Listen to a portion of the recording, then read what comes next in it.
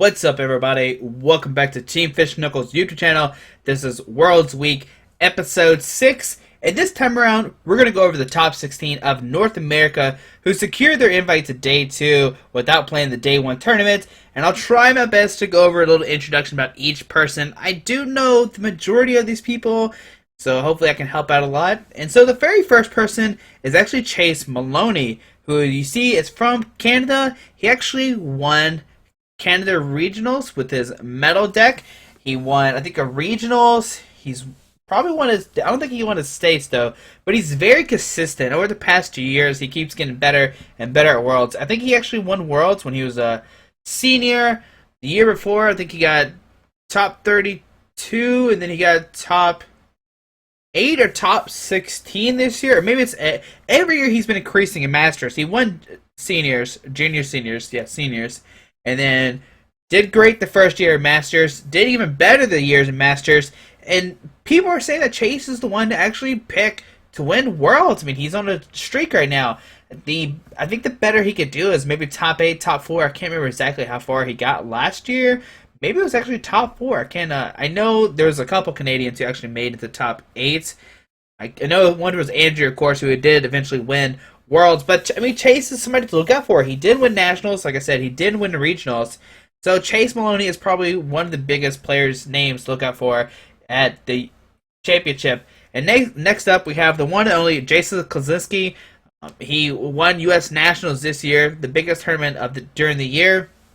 He won a States. No, he won a Regionals. I don't think he won a States, but he won a Regionals and he won a Nationals. So why not topping off winning a Worlds? And if you don't know, Jason's actually already won 3 World Championships. He's the only person to actually win multiple. He's won 1, and then he won 2, and then he won 3. So nobody else has won 2, like I've said. So it's pretty crazy that Jason's already done this. And if he does this, I think he'll be the only player to actually win U.S. Nationals and Worlds at the same year. I don't think it's ever happened before. I could be wrong. If I'm wrong, leave that down below. But I'm pretty sure that's like right on the money. So it'd be cool to see Jason actually do this accomplishment. And one thing to note is Chase actually was the #1 spot. And he was from Canada, so maybe Canada has a better showing at than America will at Worlds. Who knows? Next up is Dylan Bryan. Dylan Bryan is a very creative player. He started Flareon about 2 years ago at Worlds. He's the one who basically pioneered Donphan. He won in regionals with Ada slash Mega Manectric with like 4 Pokemon Simulators, if I remember correctly. He piloted Klinkling to get top 8 at US Nationals, which nobody even thought of playing. He made top 4 at Atlanta Regionals with a Groudon Dragonite deck.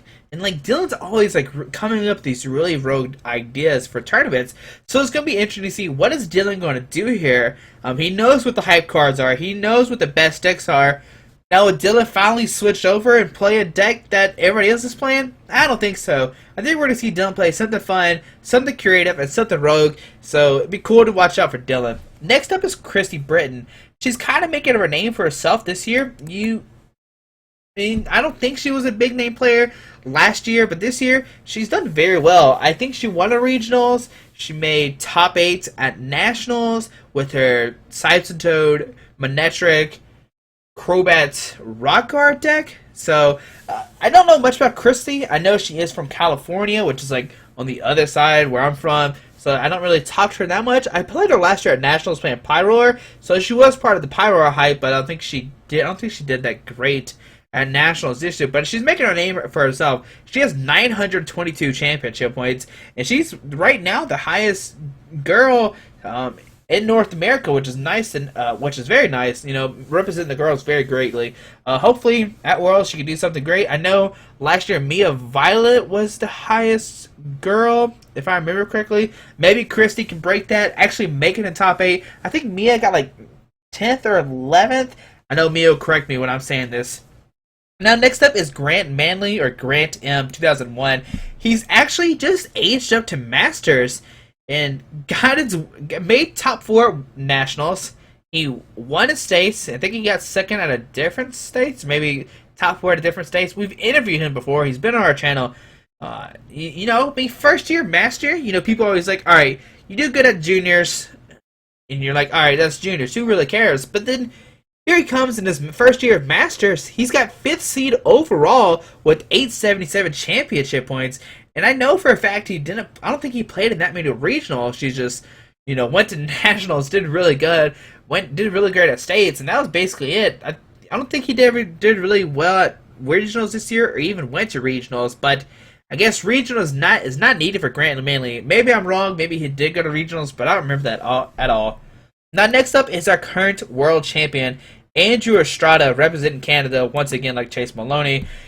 And Andrew Strata, I mean, you know, okay, you might be like, all right, he won Worlds last year. Okay, how did he do this year? Well, he came to America and actually won a states, if I remember correctly. He's done very well at a bunch of regionals. He's still playing VG. I don't know if he's playing for Worlds. It's going to be interesting if Andrew could do that. We haven't really seen a deck back-to-back win Worlds before. I think there's been like couple, like maybe almost wins, but I don't think anybody's like back-to-back like decks that won Worlds. It'd be cool to see if your VG can win another Worlds this year. And if it does happen, I would put my money on Andrew to figure it out. I mean, he did win in states with it when nobody was really playing VG. Andrew kind of came up out of nowhere and won it. So if I had to put my VG money on somebody, it'd definitely be Andrew Strata.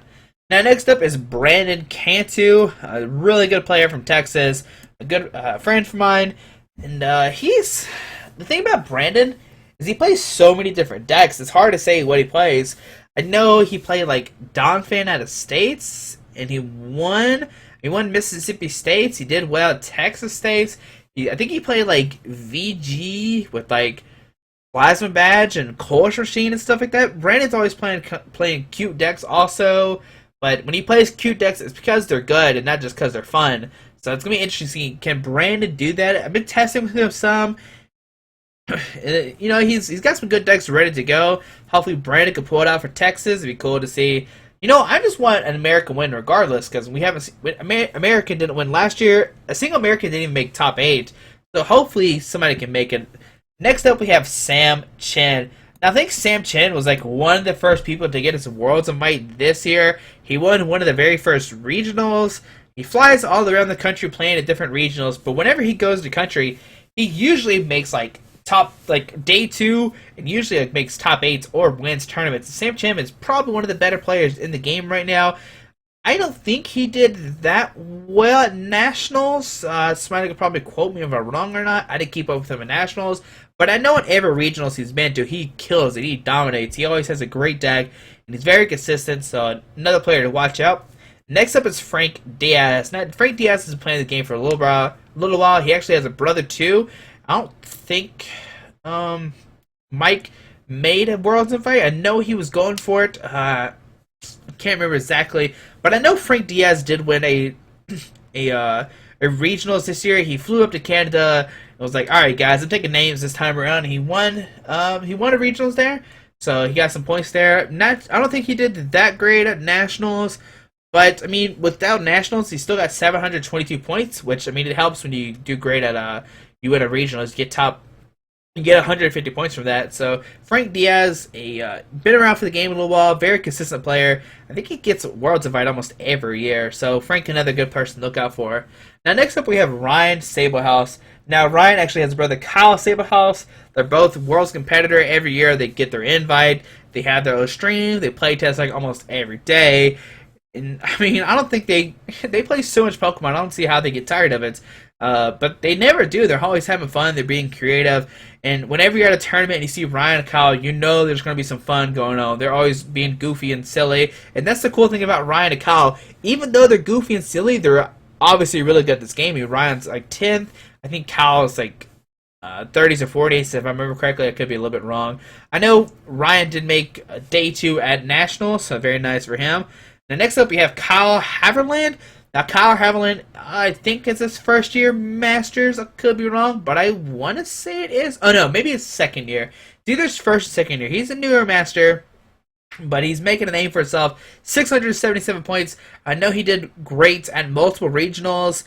He actually got top 4 twice. I know he got top 4 with the Fairies deck, like a Sidestone Fairies deck, and then I think he got top 4, top 8 with Evital and St. Louis regionals. I could be wrong there, but once again, when Kyle goes to regionals, he's always doing very great things. Now, right under Kyle is actually Britt Pybest, which is funny because I'm pretty sure they're from the same hometown. So it's cool that Kyle and Britt, from the same hometown, both got top 16, which is great, proving that I think he lives in Springfield, Missouri? I don't know. It's like nowhere, Missouri. I can't remember exactly the town of it right now, but it's cool that they're proving that, even though they live in middle of nowhere, they're making a name for themselves. Now, Britt, if you haven't heard of Britt before, I don't know where you've been. He's been on my channel multiple times. Really good friend of mine. Plays really consistent decks. He played Toad Garb at Nationals, made it to day 2. He won Estates with the Executor. He was one of the first people to start playing it. So, if I had to put my money on Britt, he'd play probably a lock deck. He really likes those. He really likes controlling his opponent and making his opponent can't really do anything, which is why he played the Toad Garb, which is why he played Eggs. So it's going to be interesting to see, does he play Toad Garb or not? It did win Nationals, which has a big target on his back, but can Britt prove that Toad Garb's still good, even with the target on his back? Next up is Kevin Baxter. Once again, if you watch my show, Kevin Baxter's on here almost all the time. Very good friend of mine, helps me out a lot in the game. Probably one of the best primal players in the game. If you watch the Wednesday video, episode 3, we actually discuss about Groudon, and we go everything about Groudon, and that's the cool thing about Kevin. He almost won a regionals with Zoroark last year, and that's one of the main things that people know him as. He got 9-0 or 8-1, I think it was, at U.S. Nationals last year, or Pyroar.